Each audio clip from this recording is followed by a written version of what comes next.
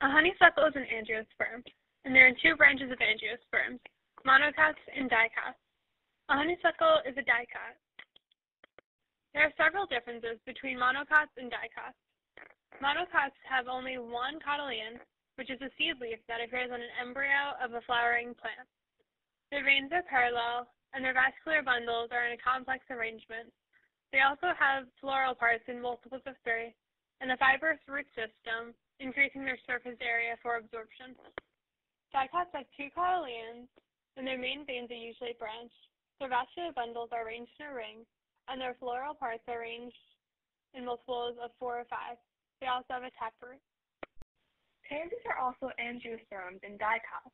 They are annuals, meaning they have a life cycle of 1 year. They are C3 plants, meaning that they do the Calvin cycle using CO2 directly from the air. They thrive in areas where sunlight is moderate. The petals on the pansy are colorful to attract pollinators. Sepals enclose and protect the flower bud. Pollen develops within the anthers of the stamen. Ovules develop within the ovaries of the carpel. The leaves of the angiosperm dicots are composed of an outer waxy covering called a cuticle. The bulk of the leaf is mesophyll, ground tissue composed of parenchyma cells. Photosynthesis occurs in the palisade mesophyll. The spongy mesophyll is used for gas circulation. The rate of carbon dioxide, water consumption, and oxygen release is crucial in angiosperms.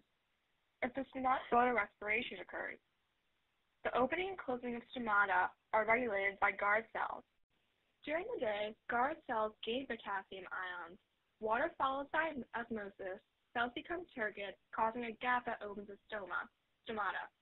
During the night, guard cells lose potassium ions, followed by water, and cells become flaccid, cloaking the stomata. Several factors cause the stomatas to open. A depletion of carbon dioxide, an increase in potassium ions, lack of water, high temperatures, and increased abscisic acid. Angiosperms are the only plants to produce fruit. Notice the numerous seeds on the outside of the strawberry.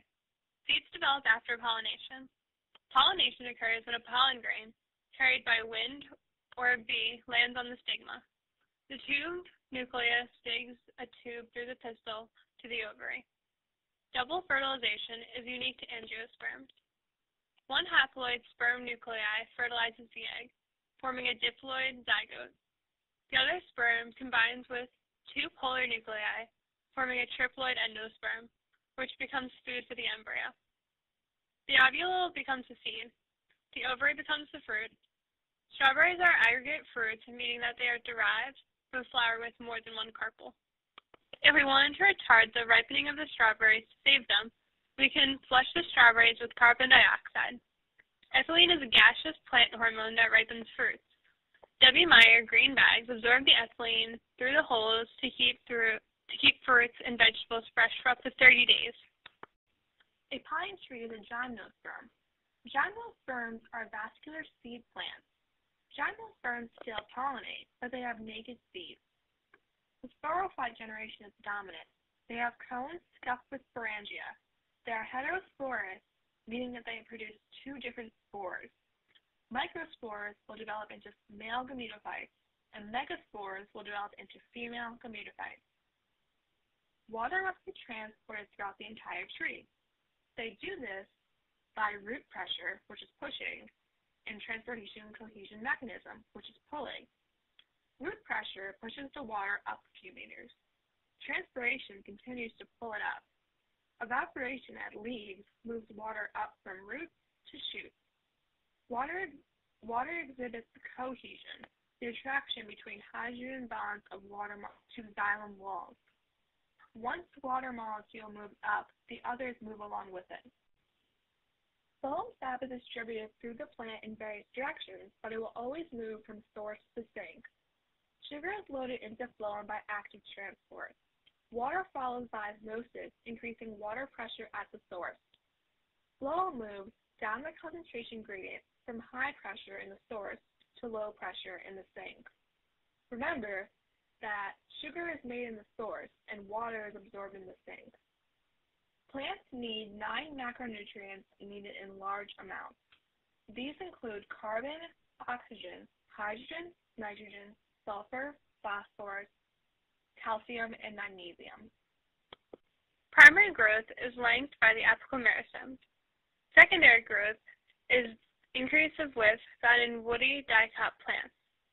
The vascular cambium adds layers of vascular tissue, xylem and phloem, on either side of the cambium. After a few years of growth, the cork cambium will produce cork to replace the epidermis. Mature cork cells are dead. It protects tissues of the stem from water loss, physical damage, and pathogens. Bark is everything external to the vascular cambium, which includes secondary phloem, the cork cambium, and cork. Secondary xylem makes up the wood of the tree.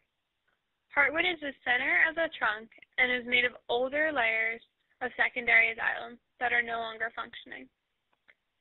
Sapwood consists of younger secondary xylem, which are closer to the vascular cambium, that do conduct water.